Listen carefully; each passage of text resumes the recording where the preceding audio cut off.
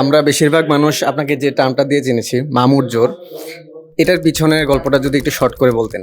আসলে পিছনের গল্প একদম সহজ, আমরা সবাই জানি যে ছোটকাল থেকে আমি একটা শব্দের সাথে পরিচয় আসছে যে আমার চাকরি লাগবে। তো চাকরি দিতে গেলেই তখন মনে হয়েছে যে আমার আসলে মামু ছাড়া চাকরি হবে না। আর তখন দেখলাম যে মামু মানে হলো যে আমাদের কোনো আত্মীয় স্বজন অথবা টাকা পয়সা, এটাকে খুব বেশি আমরা ব্যবহার করি বাংলাদেশে। তারপরে যখন ঢাকা আসলাম দেখলাম যে মামুর ছাড়া চলতেছেই না।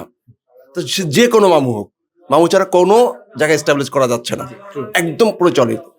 তো তারই ধারাবাহিকতায় চিন্তা করলাম যে ঢাকা যখন আসছি একটা সিঙ্গেল ডে আমি বেকার ছিলাম না, তো কোনো মামু ছাড়া।